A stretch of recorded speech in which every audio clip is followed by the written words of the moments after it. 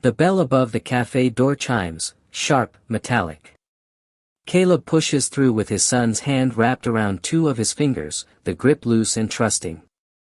The place smells like burnt coffee and cardboard. Winter has followed them inside, carrying wet pavement and diesel fuel from the bus station across the street. His breath still fogs as he walks toward the counter. It's a small cafe, the kind that survives on habit rather than reputation. The walls are cream-colored, or were once, now the color of old smoke. Photos are taped behind the register, a woman in a headscarf in front of a market, a man with his arm around her, buildings Caleb doesn't recognize. The menu is handwritten on laminated paper, faded where fingers have touched it over months. Two other customers sit at separate tables, neither looking up. A refrigerator hums in the background, the sound lonely and constant. The woman behind the counter arranges napkins into a dispenser.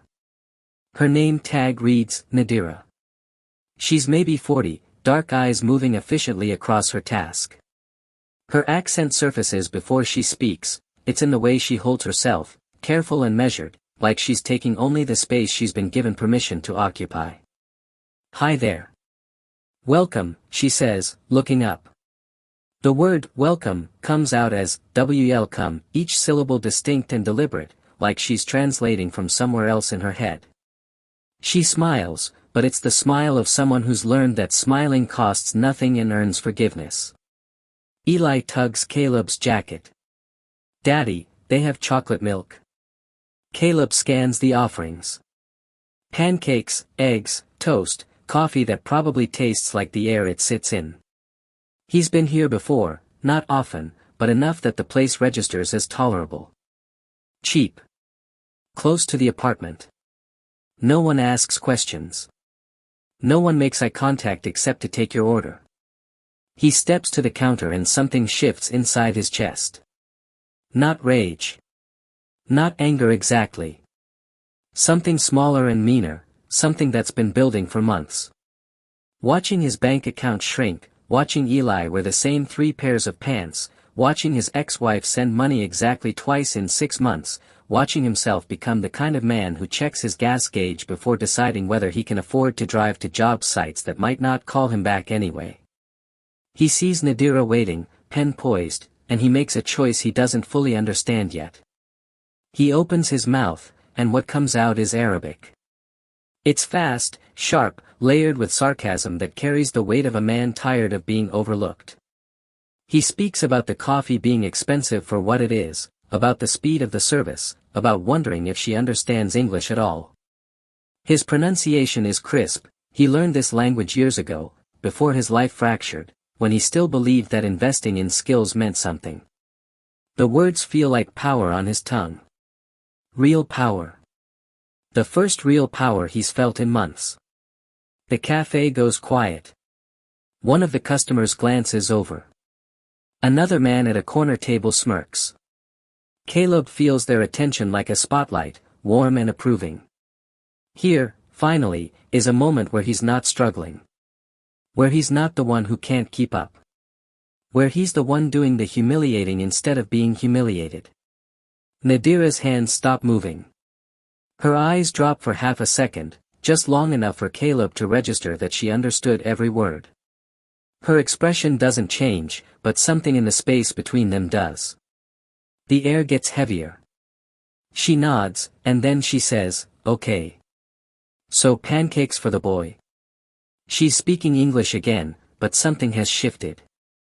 She knows exactly what he did, and she's choosing not to react the way he expected. There's no tears, no anger, no scene. Just a woman taking an order from a man who made a choice. Yeah, Caleb says, but the word feels different now. Smaller. Chocolate milk with that. Hey. I'm really glad you're here. Be honest, have you eaten today?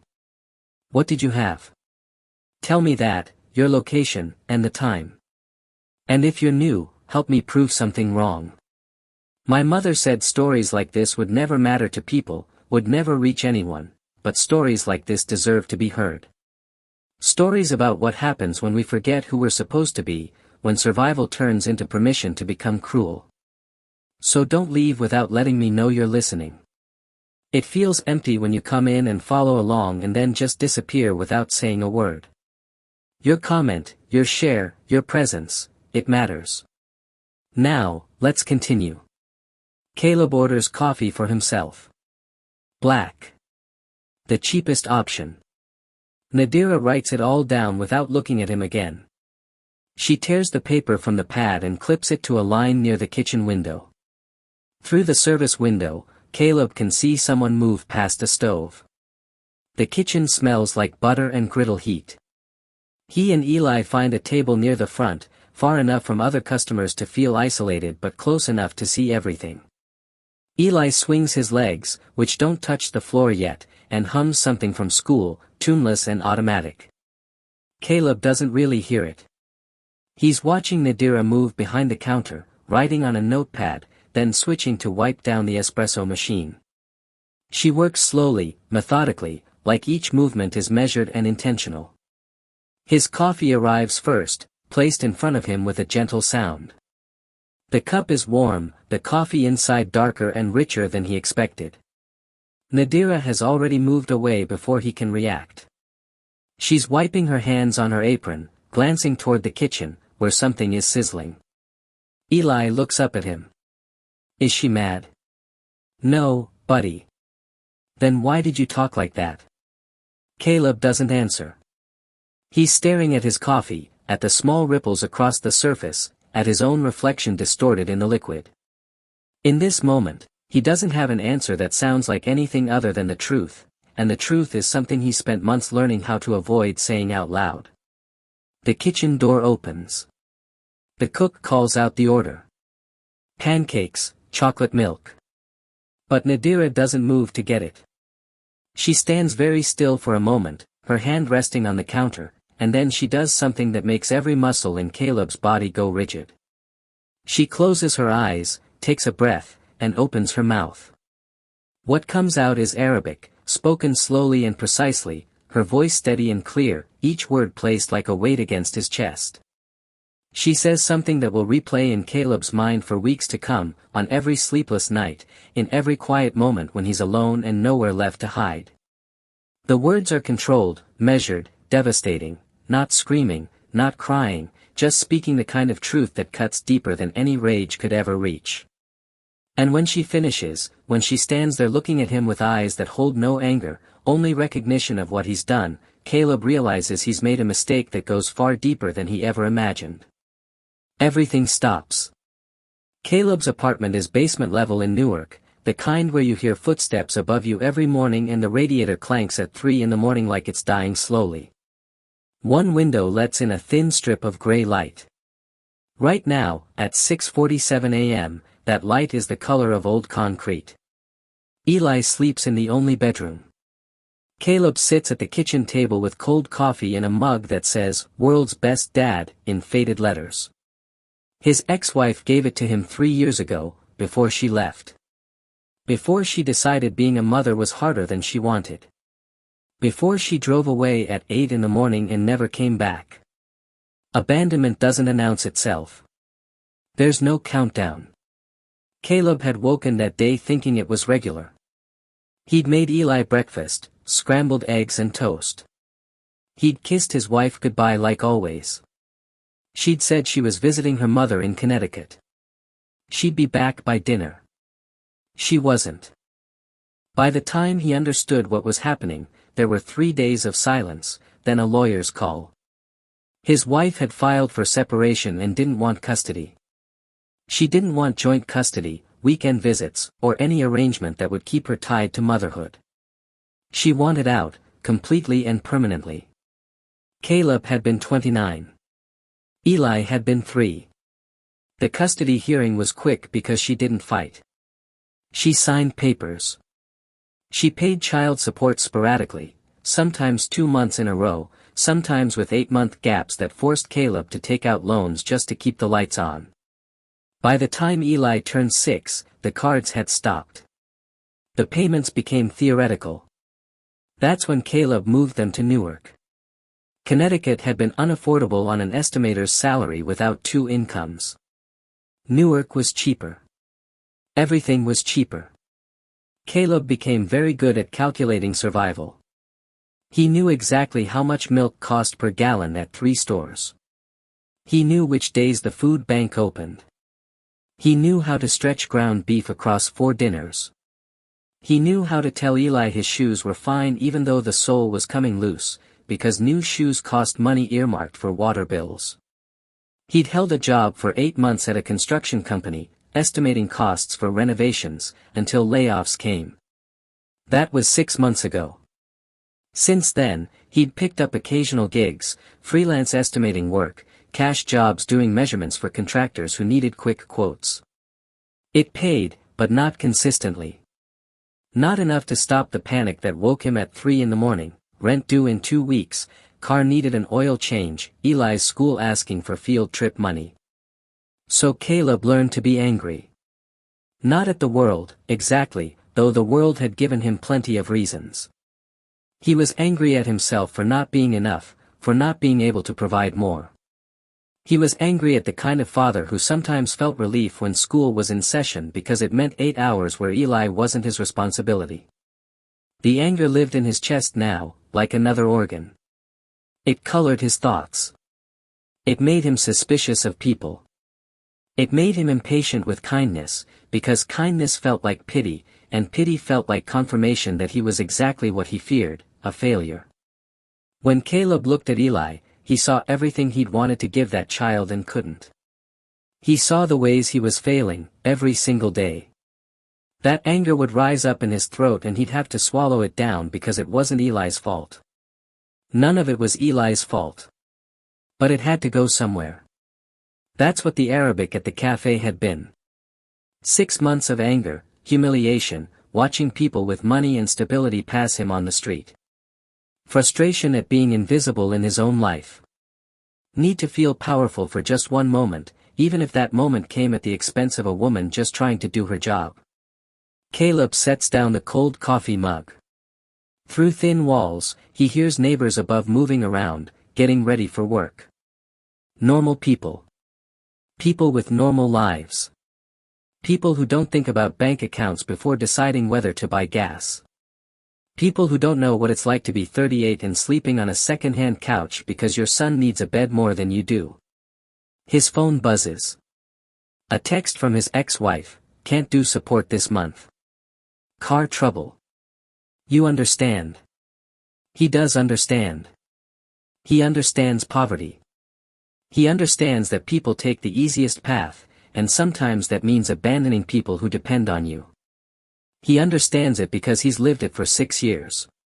But understanding doesn't pay the rent. Caleb deletes the text without responding. There's nothing to say. He's explained, argued, reasoned, demanded. None of it changes anything. So now he just accepts it. There are months where he'll be short. He'll figure it out somehow, the way he always does. He thinks about Nadira, standing there in the cafe kitchen, about to speak in Arabic. He thinks about what she's going to say, and he knows, somehow he already knows, that whatever it is, it's going to matter. It's not the kind of thing he can delete and move on from. His phone buzzes again. A message from a contractor he used to work with, got a job. 2-day measuring project. Interested? Caleb's chest loosens, just slightly. 2 days of work. Maybe $200 if the guy pays fairly. It's rent. It's food. It's survival. He texts back, when? The response comes immediately, tomorrow. 8 a.m. Jersey City. Caleb closes his eyes. He'll need to arrange childcare. His sister can maybe take Eli. Or the neighbor, though the neighbor's becoming a problem, asking questions about money, whether Caleb needs help. Caleb hates being pitted. Hates being visible in his struggle. But he'll figure it out. He always does. He hears Eli stirring in the bedroom, small sounds of a child waking up. In a moment, his son will come looking for him, ready for breakfast, ready for a day of being 6 years old without understanding his father is terrified. Ready to trust that everything will be okay, because that's what children do. Caleb stands and prepares himself. He puts on the face he uses at these times, the father face, the provider face, the face that pretends everything is under control. He opens the cabinet to see what he has for breakfast. Oatmeal. A banana starting to brown. Milk that will last maybe 2 more days. He's about to start cooking when something shifts in his mind. He suddenly remembers Nadira's eyes in that moment of recognition, and he understands something fundamental and terrifying. He's teaching Eli to survive on scraps, just like his mother taught him. He's teaching his son that you take what you can get, that you're grateful for crumbs, that you deserve nothing more. And worse, he's teaching Eli that when you're desperate, it's okay to be cruel. Because desperate people are entitled to their anger, right? That's what Nadira had understood, standing there in the cafe kitchen, about to respond in fluent Arabic. That's what she was about to tell him. Caleb suddenly realizes, with a sickness that roots him to the spot, that his son has been watching him teach this lesson his entire life. Eli appears in the doorway, hair messy from sleep, clutching his stuffed animal missing one ear. He looks at Caleb with complete and unconditional trust that only children can offer. "Morning, Daddy," Eli says. "Can we have pancakes today?" Pancakes. The same breakfast they'd ordered at Nadira's cafe. Caleb looks at his son, at the hope in his eyes, at the way Eli believes his father will always say yes, that his father will always provide. Caleb knows that everything from this moment forward is about to change. He understands what his cruelty had cost. Not to Nadira. To himself. To the person he was teaching his son to become. But he doesn't know how to fix it yet. He doesn't know if he can. All he knows is that Nadira had understood, and she'd been about to say something in Arabic that would crack his world open. That's when the apartment phone rings. Unexpected. Almost nobody calls this number anymore. It's the school. The school's call is brief and cuts through the morning like a knife. Mrs. Patterson says Eli got into a physical altercation during recess. Nothing serious, no injuries, but Eli had hit another boy and refused to apologize. When asked why, Eli said, he was slow. The boy had been slow at tag. That's all the provocation it took for Caleb's son to decide that slowness deserved violence. Caleb thanks the teacher and hangs up slowly. He stands in the kitchen staring at nothing, processing what he's just heard. Somewhere in 6 years of survival, of squeezing every penny until the metal was smooth, of staying silent through humiliation, he taught his son that there are people who deserve to be hurt for their inadequacy. That speed matters. That worth is measured in productivity. That struggling means failing. He thinks about Nadira moving slowly behind the cafe counter, taking her time with each task like it mattered. He thinks about how he'd seen that slowness as weakness. And he'd humiliated her for it. In front of his son. The phone rings again. Unknown number. Is this Caleb Rhodes? Yeah. Manuel Garcia from the construction company. About that job tomorrow in Jersey City. Yeah, still interested. Great. 8 a.m. at the site address I'm texting. 2-family renovation, probably 2 or 3 days of work if everything goes smoothly. $200 a day, cash at end of each day. $200 a day. $600 if the job lasts 3 full days. Caleb's mind immediately allocates it, half to rent, which leaves him still short. The other half to groceries, utilities, car insurance he's been skipping. It's never enough. It never will be enough. I'll be there, Caleb says firmly. After he hangs up, he looks at the clock. 9:47 a.m. school pickup is in 1 hour. The cafe isn't on the way. But something pulls him toward it anyway. Something unfinished. Something that feels like an itch he needs to scratch before it fades into the background of his life, before it becomes just another thing he did and didn't think about. He grabs his jacket and leaves. The cafe is different in daylight. Less atmospheric. More real. A woman and a man share a pastry at one table. A businessman sits in the corner with a laptop. Behind the counter, Nadira restocks cups, moving with that same methodical precision that irritated him before. Like she wasn't trying to move fast. Like speed wasn't the point of anything. Caleb sits at the same table where he and Eli had sat yesterday morning. His heart beats harder than it should, irregular and heavy. He's not sure what he's doing here. He won't order anything. He won't speak to her. He'll just sit and wait for her to notice him. To see him. To acknowledge what happened between them yesterday. She does, eventually. Her face doesn't change, but something shifts in her eyes. Recognition. Wariness. She comes over. What can I get you? Black coffee. She writes it down with no rush.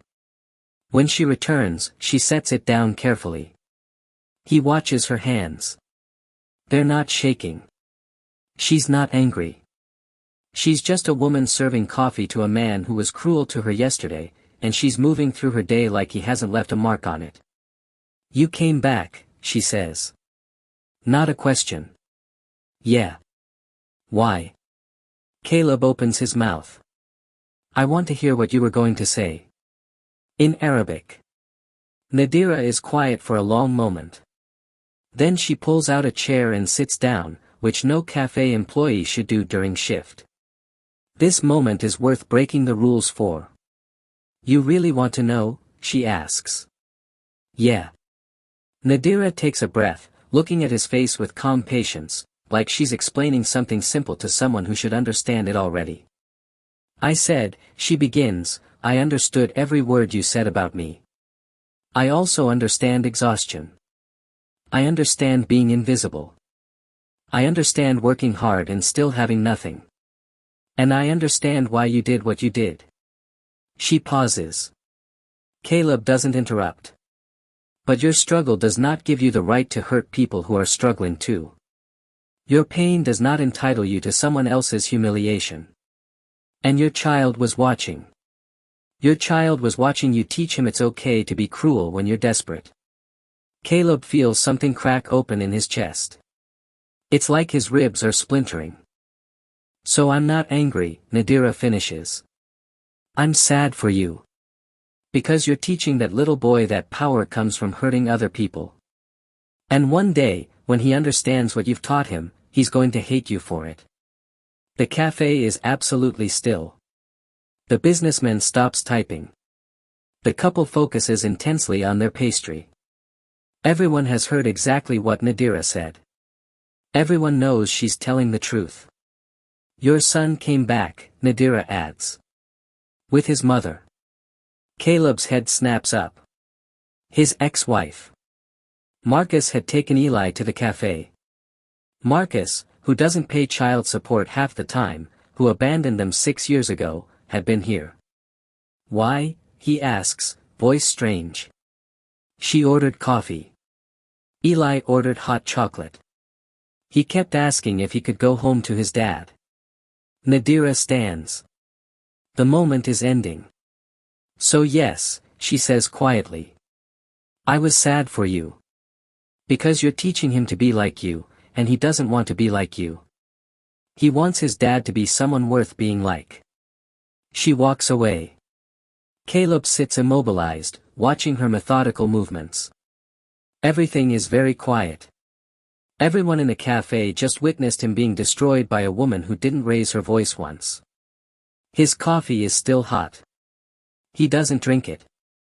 He leaves money, $20, way too much, but he can't bear another interaction.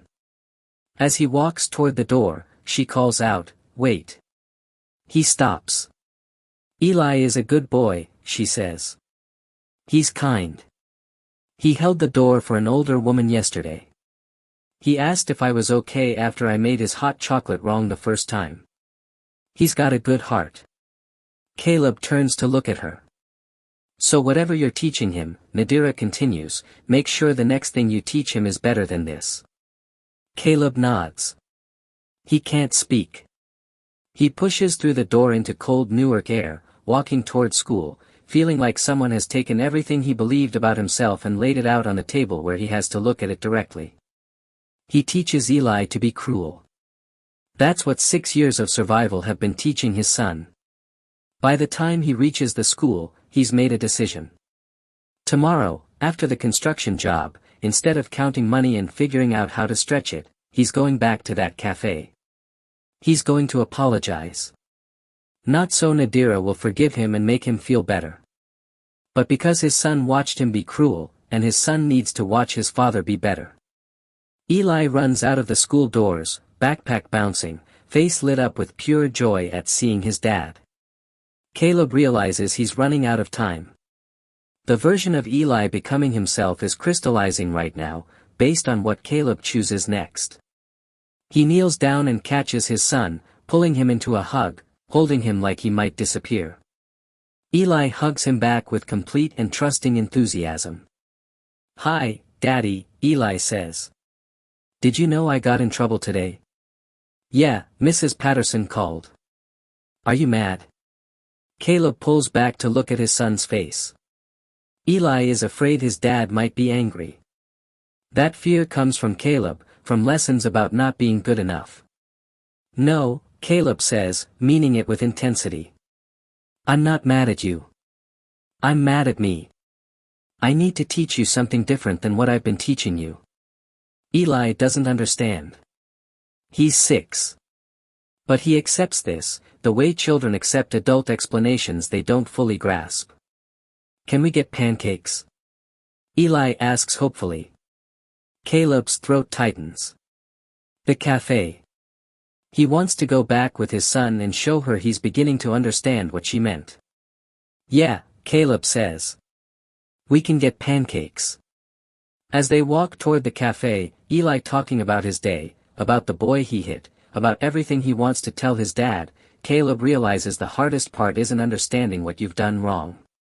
The hardest part is facing it every single day, knowing you've only started to fix it, knowing that your child is watching every single choice you make to see if you're actually changing, or if you're just sorry you got caught, just sorry that someone finally made you visible in your own failure.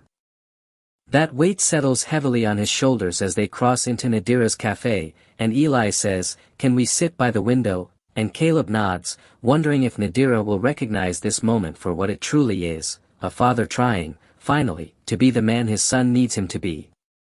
The man his son deserves. The cafe door opens and the bell chimes. This time it's different. Nadira is serving a customer at the counter, and when she glances up out of habit, her body actually stills. Caleb and Eli stand in the doorway. The boy is holding his father's hand, looking around the cafe with wonder.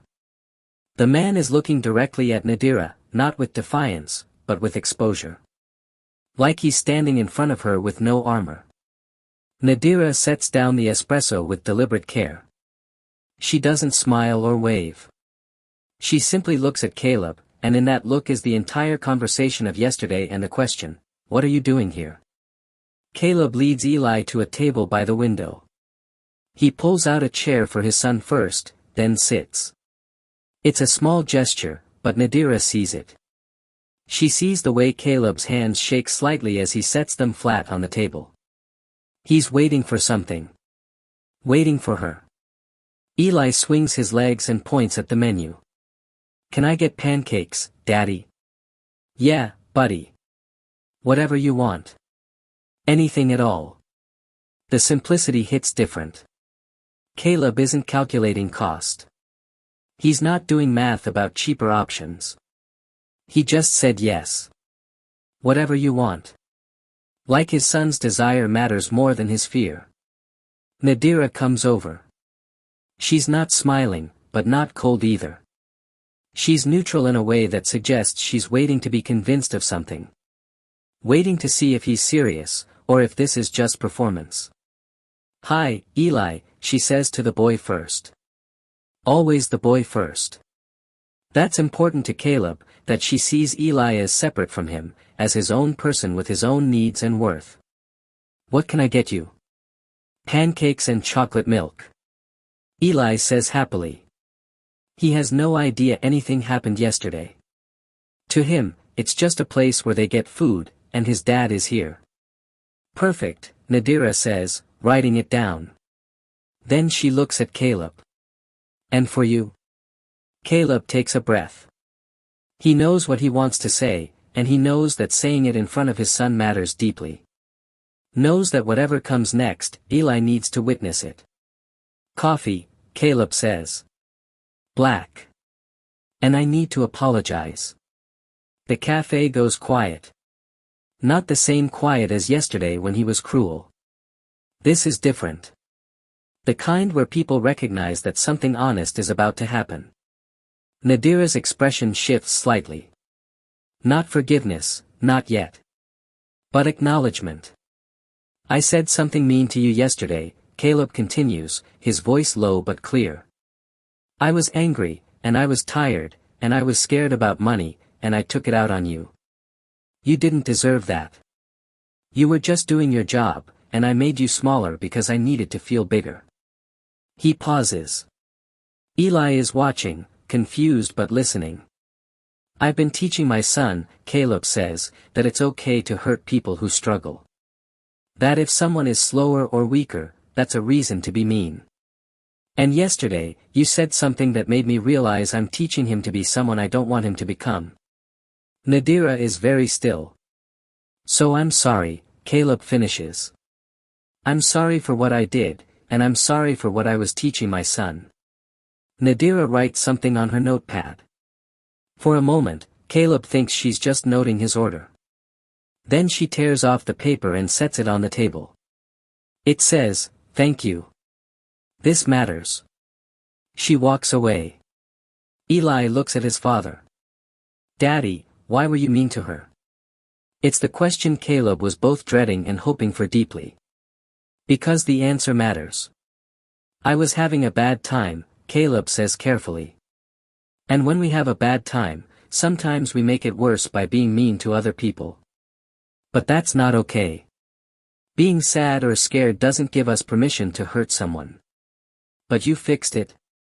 Eli asks, looking for reassurance that problems can be solved.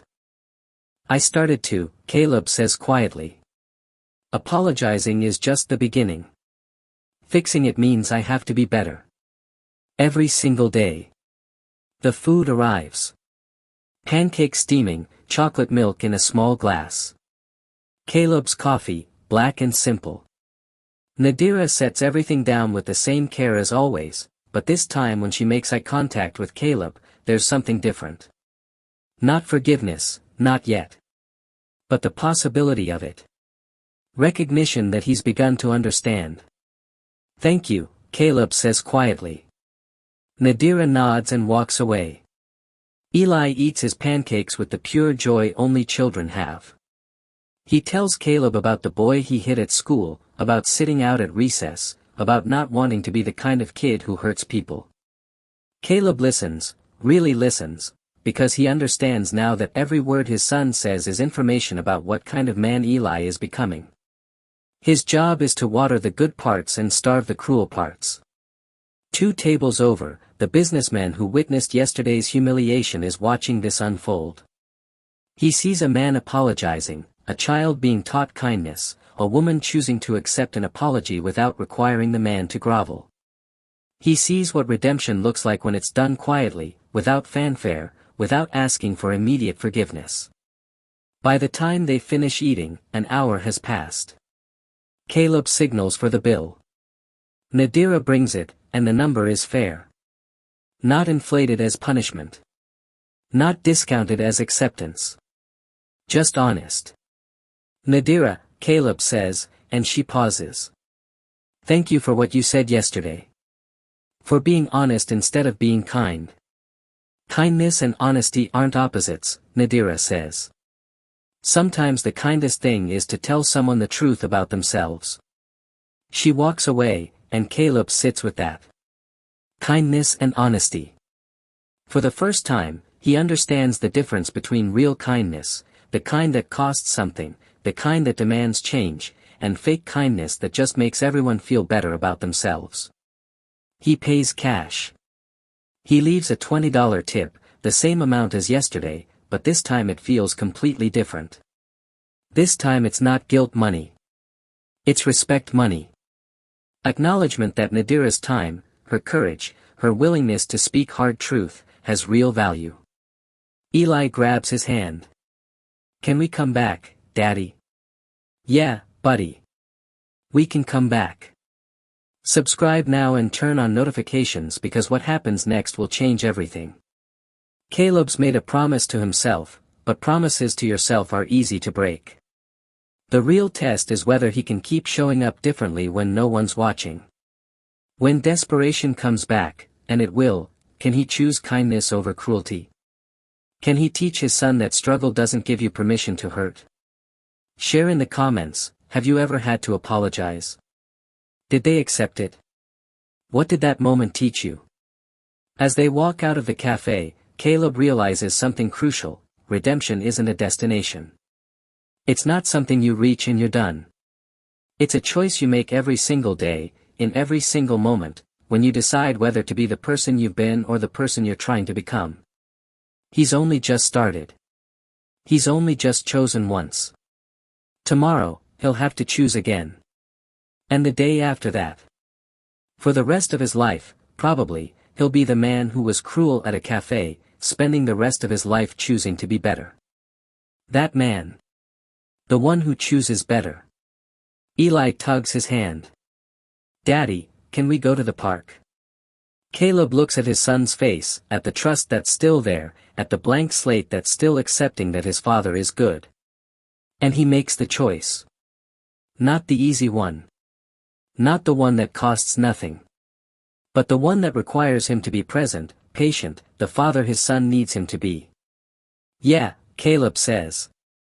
Let's go to the park. They walk toward the winter sun, father and son, and Caleb knows this is the moment, this ordinary moment, where the real work begins. Not in the apology. Not in grand gestures. But in showing up, again and again, choosing to be better when it would be easier to be the same. Behind them, through the cafe window, Nadira watches them go slowly. She doesn't smile, but something in her expression settles. She's seen something important, a man beginning to understand that pain doesn't give permission, and that real change means doing hard work every single day, even when no one's watching. Especially when no one's watching. That's where it matters most. The construction site in Jersey City is brutal and unforgiving. 2 days of measuring walls, estimating materials, calculating angles for a renovation that will cost homeowners more money than Caleb makes in 3 months. Manuel Garcia works beside him with the efficiency of someone who's been doing this for 30 years. He doesn't talk much. He doesn't need to. The work speaks for itself. By the end of day 2, Caleb's hands are raw. His back aches in a way that suggests something might be injured, but he doesn't mention it. Pain is part of the job. Pain is something you push through when your son is waiting at home who needs to eat. When Manuel hands him cash at 5 o'clock on the second day, Caleb counts it twice. $600 in his palm. It's more money than he's held in months. For a moment, he stands on the construction site, winter sun low on the horizon, holding this money like it might disappear if he blinks. Good work, Manuel says. I've got another job starting next week. 2 weeks, maybe 3. Caleb nods. 2 or 3 weeks of work. That could be $1,800. That could be rent paid, utilities covered, food for Eli for months. That could be a winter jacket for his son, new shoes, his own coat with a working zipper instead of one he's been taping shut. I'm interested, Caleb says. Caleb drives home with the windows up against the cold, thinking about the choices in front of him. He could put all $600 toward rent. He could buy winter clothes for himself and Eli. He could pay off the car insurance he's been skipping. He could invest in work boots since his current ones are falling apart and you can't estimate construction jobs if you can't stand on your feet without pain. All of these are reasonable choices. All of them would help him survive. But somewhere between the construction site and home, Caleb remembers Nadira standing in the cafe kitchen, saying something about his son in Arabic. He remembers the cafe owner firing her because customers complained about Caleb being cruel. He remembers Eli asking to go home to his dad, wanting to be with someone he could trust. And he makes a choice that isn't reasonable at all. He stops at the cafe on the way home from work, still covered in dust. Nadira is behind the counter. When she sees him, her expression is cautious. She's already done the emotional work of moving forward. But Caleb walks up and says, "Can I talk to the owner? It's important." Nadira hesitates, then goes to the back. A man emerges, Middle Eastern, maybe 60, the kind of tired that comes from running a small business in an expensive city where margins are always thin. "Yeah," he says. "I need to know why Nadira lost her job," Caleb says. The man's expression hardens. "That's between me and her. Did it have something to do with me?" Caleb pushes. "Did customers complain about something that happened here?" The man is quiet. Then he says, "Business is business. Sometimes you have to make decisions for the good of the place. Did customers complain about her because of something I did?" Caleb asks directly. The man sighs. He's tired. He's got his own struggles, his own fears about keeping the business alive. "A customer said my employee was rude to him," the man says finally. "Said she was insubordinate. He was a regular. I couldn't afford to lose him." Caleb feels something settle in his chest. This is what his cruelty had cost. Not just Nadira's dignity. Her job. Her income. Her stability. While she'd been teaching his son about kindness, her own life was being dismantled. "That customer was me," Caleb says. "I said something mean to her in Arabic yesterday. I was testing her, trying to feel powerful. And she stood up to me, very calmly, by speaking the same language back and telling me the truth about what I was doing." The owner's expression shifts slightly. "The customer who complained wasn't right," Caleb continues. "Nadira wasn't rude. She was strong. She was exactly the kind of person you should want working here." The owner is quiet. "I came to tell you that," Caleb says, "and to tell you that if you rehire her, I'll pay her 2 weeks of salary. Not because I feel guilty. Because it's the right thing to do." He pulls out the envelope. He counts out $400 and sets it on the counter. The owner looks at the money. Then he looks at Caleb. Then he calls to the back, "Nadira." She comes out. "You want your job back?" the owner asks her. Nadira glances at Caleb, confused. "With a raise," the owner adds. He looks at Caleb. "This man just paid me to rehire you. I think that means something. So I'm rehiring you. 20 cents an hour more." Nadira's eyes go wide. "Why?" she asks Caleb. "Because my son is becoming who I teach him to be," Caleb says. "And I want him to become someone who makes things right when he's done them wrong. This is me showing him what that looks like." He leaves before Nadira can respond. He's learned that redemption isn't about receiving forgiveness. It's about doing the right thing whether or not anyone thanks you for it. When he walks through the apartment door, Eli runs at him and crashes into his knees. "Daddy! You're home. Did you get paid?" Caleb picks up his son and holds him tight. He's got $200 left now. That will cover groceries and utilities for 2 weeks if he's careful. The 2-week job starting next week will cover most of rent, maybe all of it. "Yeah, buddy," Caleb says. "I got paid. Can we get winter coats?" Eli asks hopefully. Caleb looks at his son's jacket, thin, with broken zippers on both pockets. Looks at his own coat with the broken zipper he's been taping shut. "Actually," Caleb says, "I think we can."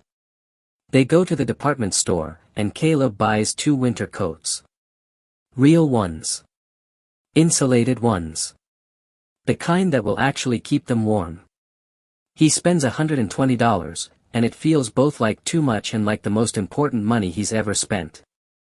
When they get back to the apartment, Eli falls asleep immediately, still in his new coat, exhausted from the unfamiliar feeling of having new things. Caleb sits in the dark living room, wearing his new coat, understanding something fundamental: poverty isn't just about not having money. It's about the choices you make when survival is always 3 steps away. He'd had $600 in his hand. He could have taken it all for himself and Eli.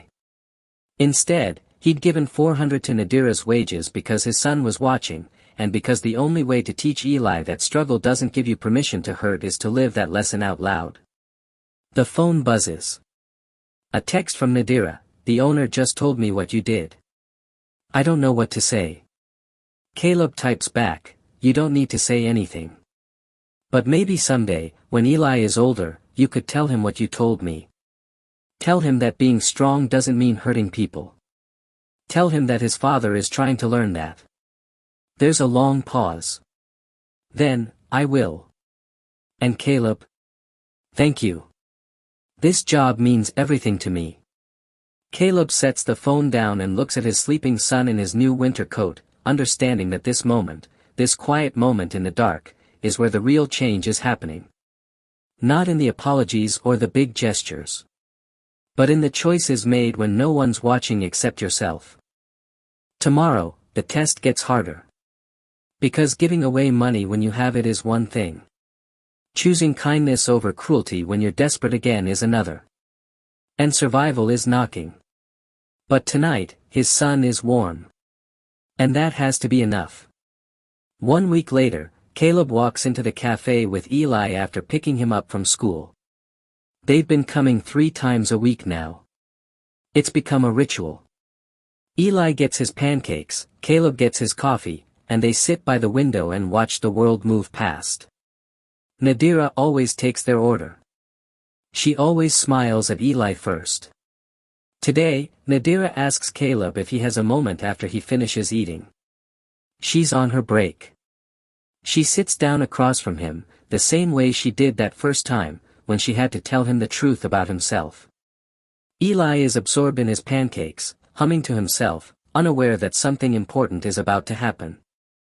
"I wanted to tell you something," Nadira says. "About why I was able to speak Arabic to you that day. About why I understood what you were doing so clearly." Caleb listens. "I wasn't always working at a café," Nadira continues. "I was a teacher in Syria. I taught English to children. I was good at it. I loved it. I had a life I loved." She pauses. Caleb sees something in her expression shift, like she's pulling up a memory she usually keeps buried. "Then the war came," she says simply. "My school was destroyed. My family sent me away to keep me safe. I came to America with nothing. No credentials that transfer, no language for my skills, no one who knows what I was. I became a woman who took orders and moved slowly and tried to be invisible so nobody would hurt me." Caleb understands, suddenly, that Nadira's calmness wasn't weakness. It was survival. "When you spoke to me in Arabic that day," Nadira says, "you were speaking to someone who had already lost everything. You were testing me with a language I'd used to build children's minds. And you were trying to make me smaller when I was already as small as I could make myself." She lets that sit. "But then you came back," Nadira says. "And you didn't apologize to make yourself feel better. You apologized and then you paid for my wages. And then you bought winter coats for your son. And I realized something: you were teaching your child what it means to be a person. Not a survivor. A person." Eli looks up from his pancakes, sensing something serious. "Hi, Eli," Nadira says, and she leans forward slightly, speaking to him directly. "Do you know what your dad did?" Eli shakes his head. "Your dad hurt someone," Nadira says, not unkindly. "And then he spent a whole week making it right. Not because anyone forced him. But because he wanted you to know that when you hurt someone, you fix it. That's what a good person does." Eli looks at his father. "That's what a man does," Nadira finishes. Later, As they're leaving, Nadira pulls Caleb aside. "I'm going back to school," she says. "I'm going to get my teaching credentials transferred. Your cafe owner helped me with the paperwork. The owner, my boss, he's going to work with my schedule." Caleb feels something break open in his chest. "I'm going to teach again," Nadira says. "Because you reminded me that I'm not just a survivor. I'm a teacher. And maybe one day, I'll teach your son." Caleb doesn't know what to say. He just nods. Outside, on the street, Eli takes his hand. "Daddy, was Nadira sad?" "Yeah, buddy. She was sad. A lot of people are sad in ways you can't see. Did you help her feel better?" Caleb thinks about this carefully. "I tried to," he says. "I gave her back her job. And maybe that helped. But the real thing that helped was that she decided to be strong again. That was all her." They walk toward home, and Caleb understands something that took him 6 weeks to learn: redemption isn't about forgiveness. It's not about being absolved of what you did. It's about understanding the weight of your actions so deeply that you become a different person. It's about waking up every single morning and choosing to be better than you were yesterday. The construction job ends tomorrow. There's another job lined up, 2 weeks, 3 weeks maybe. After that, the uncertainty comes back. The 3 a.m. panic. The calculations of survival. The desperation that makes you small. But Caleb knows something now that he didn't know before: desperation doesn't give you permission to hurt people. And his son is watching to see if he remembers that. Over the next month, things shift in small ways. Caleb gets more work. The new construction company likes him. They like his accuracy, his reliability, his willingness to work. They offer him a permanent position, part-time but steady. It's not enough to make him rich. But it's enough to change the desperation from constant to manageable. Eli asks one day if Nadira can come to his school event, a reading where the second graders present stories they've written. Caleb tells him he'll ask. When he does, Nadira says yes immediately. She comes to the school event and sits in the front row. When Eli reads his story, a simple tale about a boy whose dad buys him a winter coat, Nadira cries. Afterwards, she hugs Eli. She shakes Caleb's hand. "Thank you," she says, "for teaching him that people are worth more than the worst thing they've ever done." On the drive home, Eli asks Caleb if Nadira is going to be part of their family now. Caleb doesn't answer immediately. Because the truth is complicated. Nadira isn't part of their family. But she's become part of their story. She's become the person who held up a mirror and showed Caleb who he was becoming, and then stayed around to see who he chose to become instead. "Nadira is our friend," Caleb finally says. "A good friend?" Eli asks. "The best kind," Caleb says. "The kind who loves you enough to tell you the truth, even when it's hard." Eli nods, satisfied with this answer. 3 months later, everything has changed and nothing has changed. Caleb has steady work. Part-time construction estimating with a company that values his accuracy. They're talking about making him full-time by spring. He's got health insurance now. He's got a routine.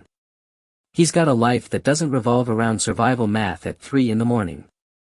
But he still lives in the basement apartment in Newark. Eli still wears hand-me-downs when they fit. Caleb still calculates the cost of everything. Old habits don't die. They just get quieter. The cafe has become their place. Not just a place where they eat. A place where Eli learns that people are complex. That Nadira was a teacher before she was a server. That she's going back to school now. That strength looks different depending on who you're looking at. Nadira's taking night classes. She works the cafe during the day. Caleb helps her study Arabic grammar sometimes when he's got time. Eli draws pictures of classrooms while they work. It's become natural. It's become their thing. One afternoon, Nadira tells Caleb something that changes everything again. My sister is in a refugee camp in Lebanon, Nadira says quietly. She's been there for 4 years. I've been trying to get her papers, trying to bring her here. I finally got approved to sponsor her. But it's going to cost money. Application fees, medical exams, housing requirements. About $3,000. $3,000. For Caleb, that's 3 months of work. For someone living paycheck to paycheck, it might as well be $3 million. I'm going to get it, Nadira says. I'm going to work extra shifts, save every dollar.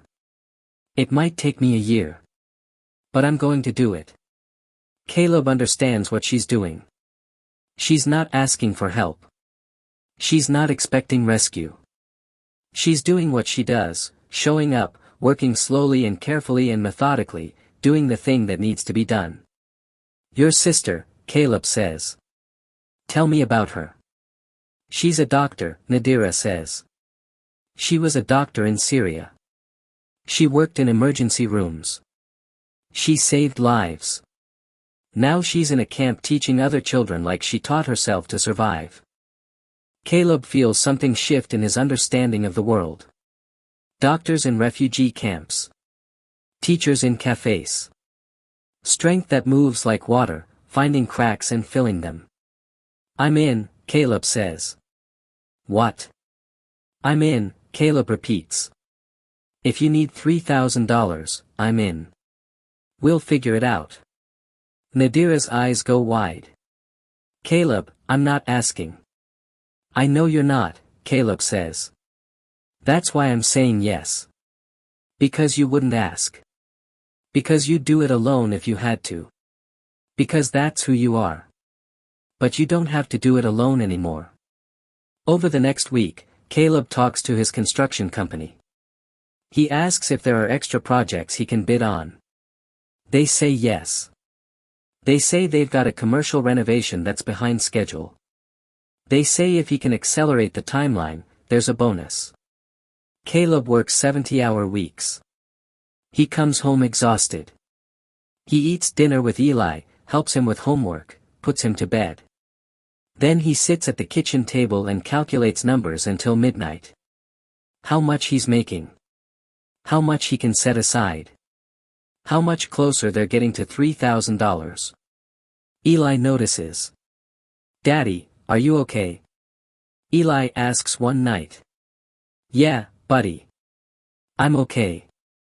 I'm just helping Nadira with something. What? Her sister is far away. And we're going to help her come here. Eli thinks about this. That's nice, Eli says. I miss people too. Caleb feels something break in his chest. Because his son has internalized the lesson without Caleb even saying it directly. Nadira is family. Family takes care of each other. And when family is suffering, you do the work. By the end of month 2, Caleb's exhaustion is starting to show. His back hurts. His hands are cracked and bleeding again. He's lost weight because he's been too busy to eat. One evening, Nadira sees him and insists he sit down. You're killing yourself, she says. I'm helping. You're killing yourself, she repeats. And for what?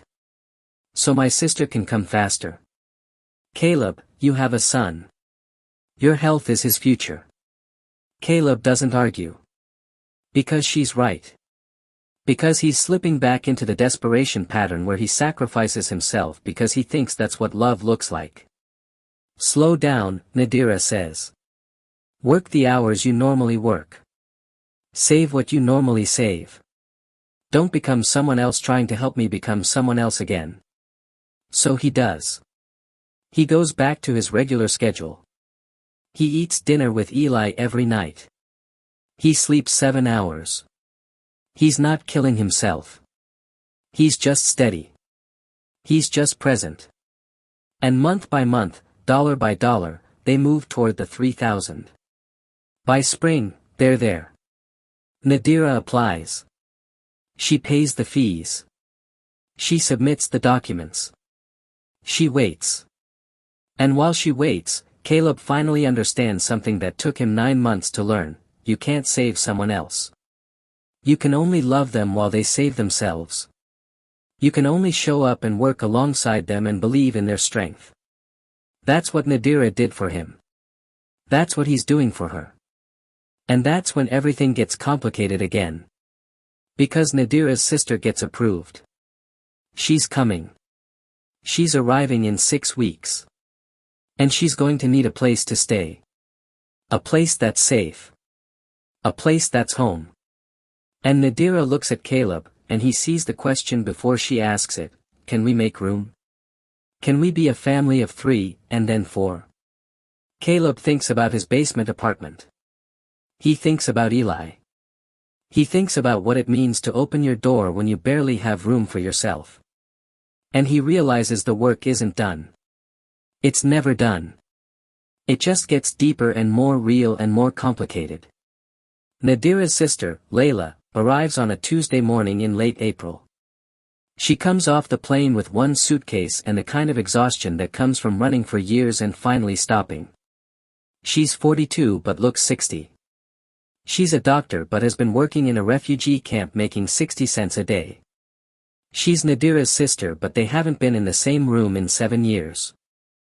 The embrace at baggage claim lasts a long time. Other travelers move around them. The world continues. But for Nadira, time stops because her sister is here. The sister she left behind. The sister she promised to bring home. The sister who saved her life by putting her on a plane and telling her to live. Caleb stands with Eli a respectful distance away. He's holding a sign that says, "Welcome Layla," because Nadira asked him to, because she wanted this arrival to feel like something. Like coming home. Layla sees the sign. She sees Caleb and Eli. She looks at her sister with a question. "This is Caleb," Nadira says carefully. "And his son, Eli. They're our family." Layla's expression shifts. She's confused. But she nods. She's learned that things work differently here. That family looks different than it used to. The basement apartment feels even smaller now. 2 bedrooms, 1 bathroom, a kitchen that barely fits 3 people cooking. Now it's 4.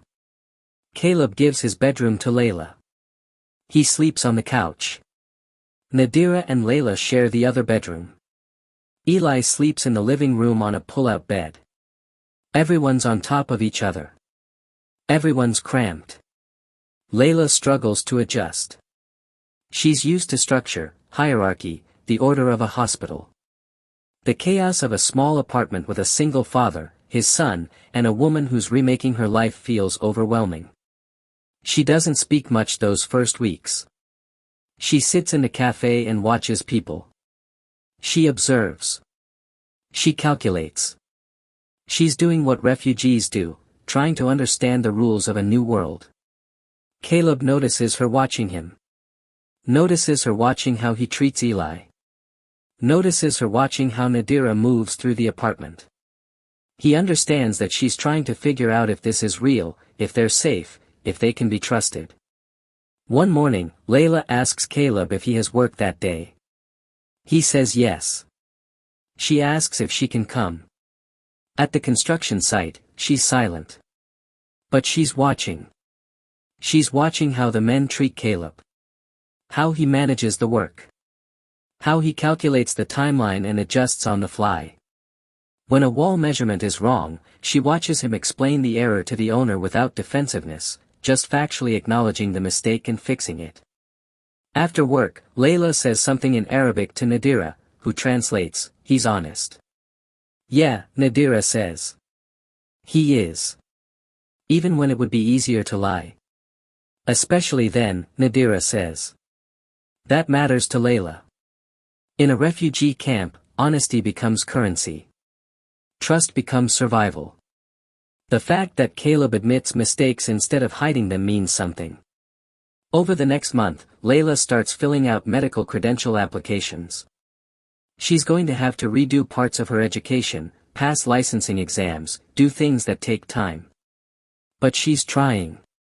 She's doing what Nadira did, choosing slow, methodical forward movement instead of desperation. Caleb helps. He helps her study. He helps her understand American medical terminology. He helps her believe that being a refugee doesn't mean you stop being a doctor. Eli becomes fascinated with Layla. She has a way of explaining things that make sense. When he asks why his knee hurts after playing soccer, she doesn't just say, "You overdid it." She explains how muscles work, how inflammation happens, why rest and ice help. She's teaching him to see his body as something understandable instead of just something that happens. One day, Eli asks Layla if she misses Syria. She's quiet for a long moment. "Every single day," she says. "I miss my house. I miss the smell of my mother's kitchen. I miss knowing what tomorrow will look like." But missing something doesn't mean you regret leaving it. "So you're happy you're here?" Eli asks. "I'm happy my sister is here," Layla says. "I'm happy I'm not in a camp anymore. I'm happy that maybe one day I can be a doctor again. Am I happy? That's a bigger question. But I'm trying." Caleb overhears this conversation and feels something shift in his understanding. He's been thinking about happiness, about success, about redemption as destinations. But Layla is teaching him something different. Layla is teaching him that sometimes trying is enough. Sometimes surviving is victory.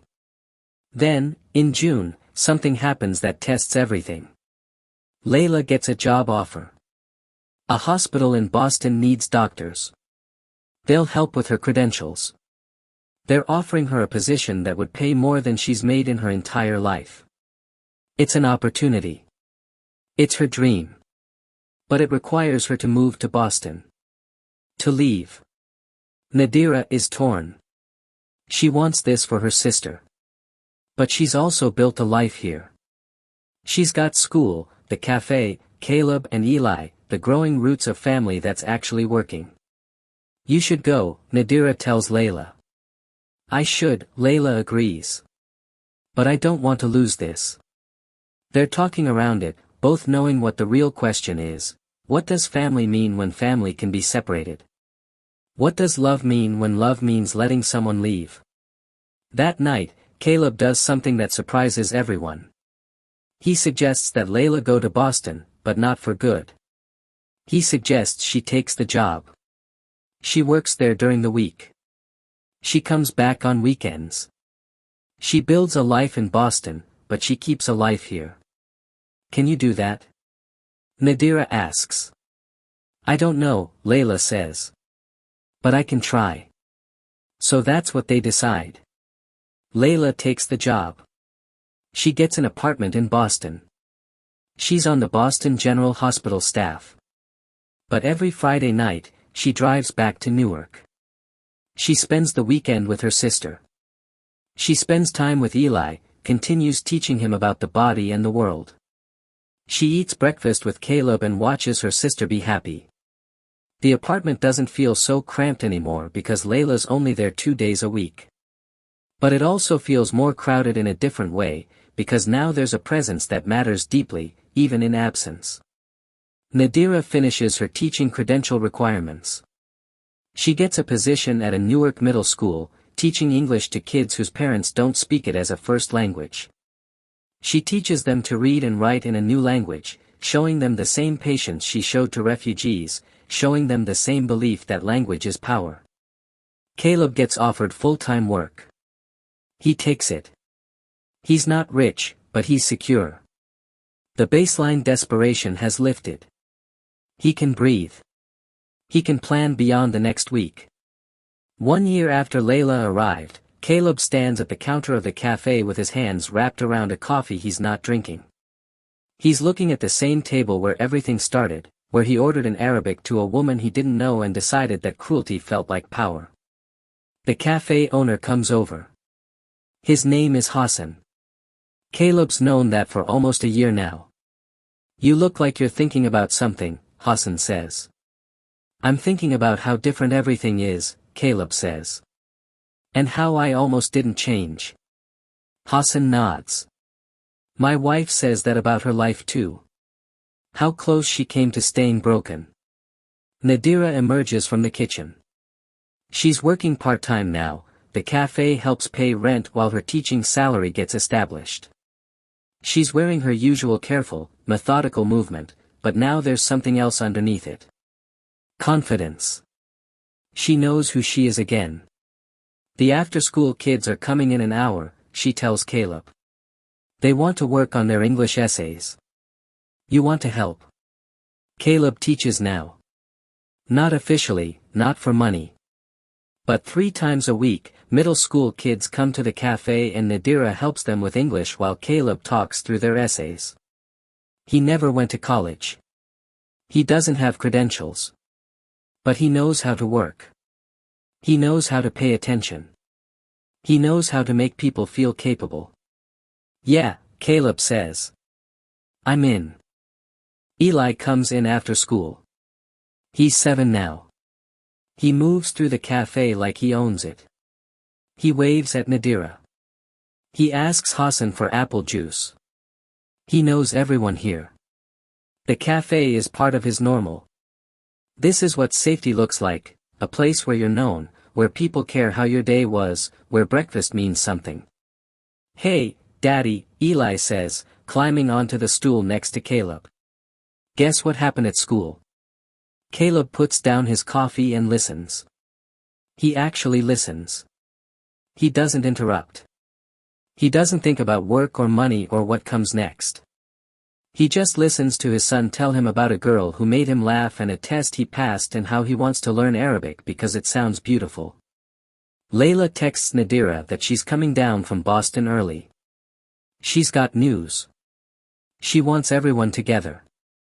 When Layla arrives, she's glowing in a way that Caleb hasn't seen before. She's happy, not just trying, but actually happy. I got the position, Layla says. The one I've been applying for. I'm going to be running a clinic for refugees in Boston. Not just treating them, but building the program. Training other doctors. Making sure people like me don't fall through the cracks. Nadira screams. Actually screams. She hugs her sister and spins her around, and Caleb sees something in that moment that he's been working toward without knowing it, 2 women who thought they'd lost everything, standing in a cafe in Newark, celebrating that they found something. That night, they all eat dinner together in the cramped apartment. Hassan brought food from the cafe. Layla brought wine. Nadira made a salad. Caleb ordered pizza because why not, everyone's celebrating. Eli's running around with energy that only 7-year-olds have, and no one tells him to sit still because tonight, wildness feels like joy. After Eli falls asleep on the couch, the 3 adults sit at the kitchen table. I want to tell you something, Layla says to Caleb. When I first came here, I didn't trust you. I thought this was temporary. I thought you were playing some role. Caleb nods. He remembers. But watching you, Layla continues, watching how you show up for my sister, how you teach Eli to be kind, how you don't use hardship as an excuse, you showed me that people can change. That redemption is real. And that matters to me because I'm rebuilding everything. And I need to believe that things can actually get better. Caleb doesn't know what to say. Nadira reaches across the table and takes his hand. He's my family, Nadira says simply. So he's your family too. That's when Caleb realizes that somewhere along the way, this thing that started as an apology has become something else. It's become belonging. It's become the kind of family you choose because you've suffered together and shown up anyway. The next morning, Caleb wakes up early and goes to the cafe before his shift.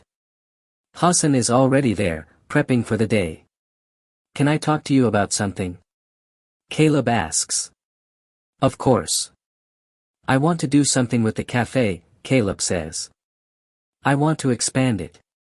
Create a real program where immigrants can come and get help with their English, learn about their credentials, figure out how to work in their fields again. Use this space as more than just a place to eat. Hassan is quiet for a long moment. I've been thinking about the same thing, Hassan says.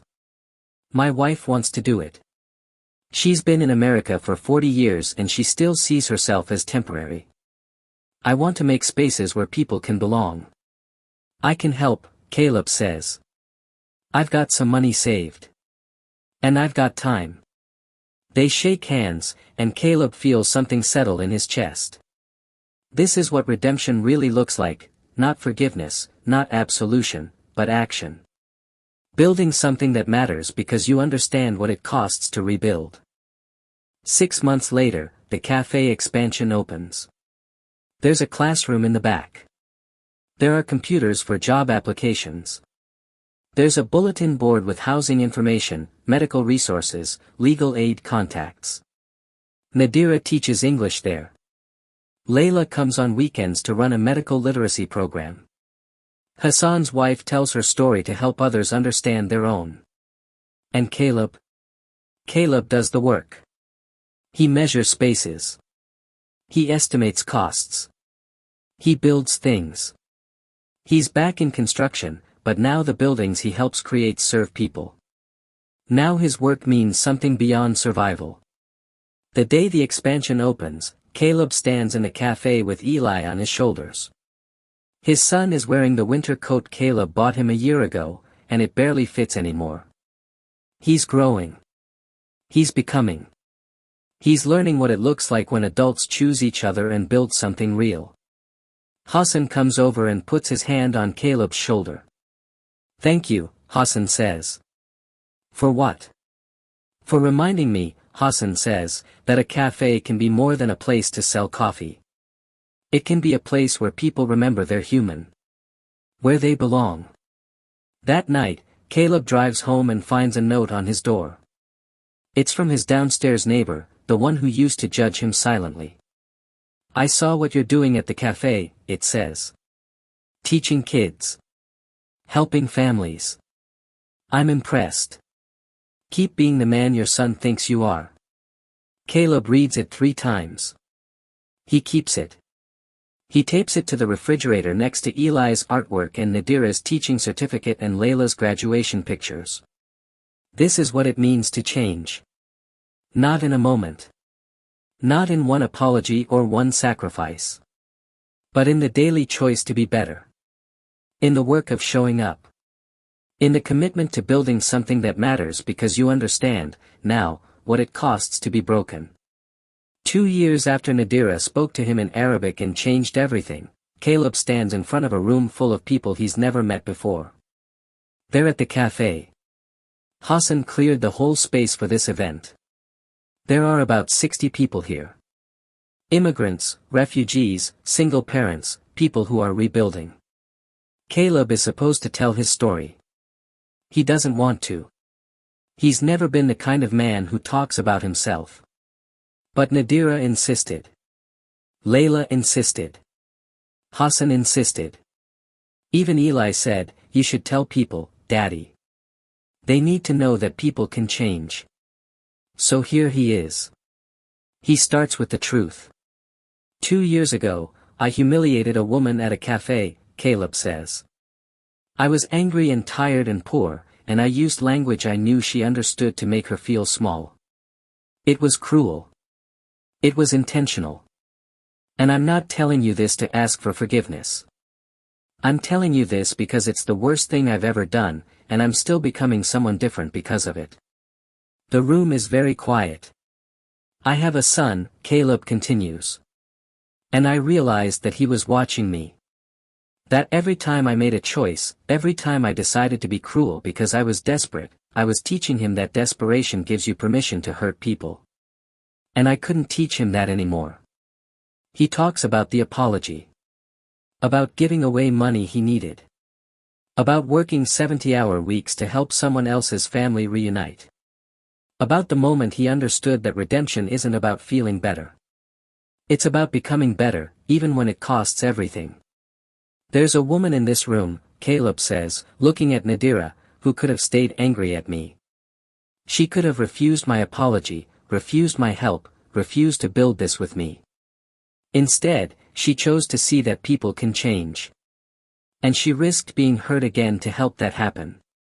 Nadira's eyes are shining.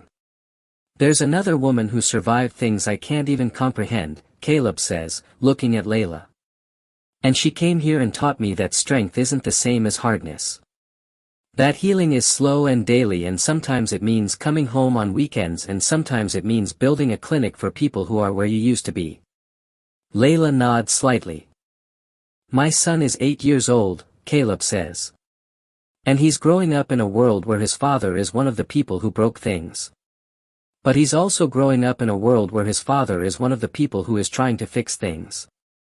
Every single day, I choose to be the second one. Not because I'm good. But because I owe it to him. I owe it to everyone in this room who's rebuilding. I owe it to Nadira, who told me the truth when I didn't want to hear it. He steps down from the front of the room and sits back down. The applause is quiet at first. Then it grows. People are standing up.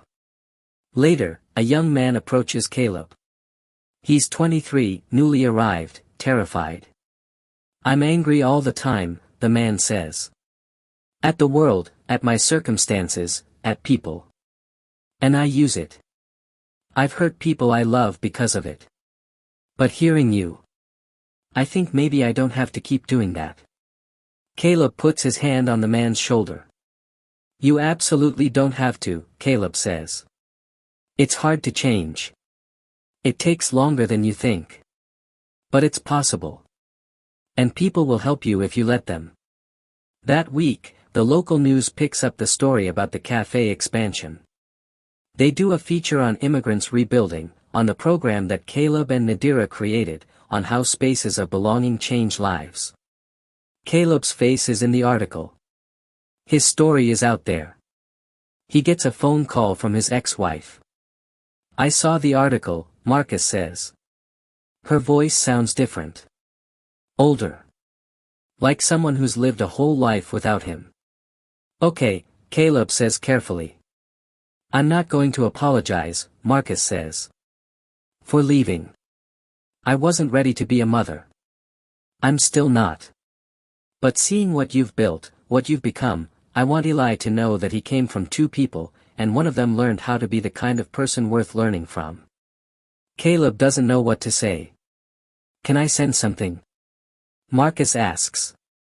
For his 9th birthday.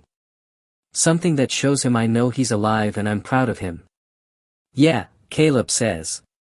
Yeah, you can. He hangs up and sits for a long time.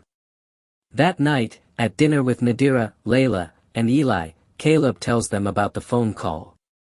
Is she coming back? Eli asks. No, Caleb says. But she's acknowledging that you exist. That matters. Is that enough? Eli asks. It's such an 8-year-old question. So honest. No, Caleb says. But it's something. And something is better than nothing. Layla raises her glass of water. To some things, she says. To people who show up even when it's incomplete. To second chances and third chances, and knowing that most of us are just doing our best. They clink glasses.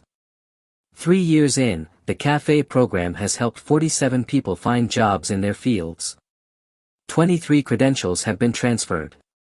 18 families have been reunited. 2 people have told Caleb that his story about cruelty and redemption changed how they saw themselves. Caleb stops counting after that. The numbers aren't the point. The point is that something that started with a moment of shame has become something that holds space for other people's shame and healing. Hassan calls a meeting with Caleb, Nadira, and Layla. I want to open another cafe, Hassan says. In Boston. And I want Layla to help run it. I want to replicate this program in other cities. I think we have something that works. Layla looks at Nadira. Nadira looks at Caleb. I'm in, Caleb says. We're all in, Nadira says. And just like that, the story that started in one cafe in Newark expands into something larger. Something that matters beyond the 4 of them. Something that proves that one moment of cruelty or one moment of choosing to change, can ripple outward and become a movement.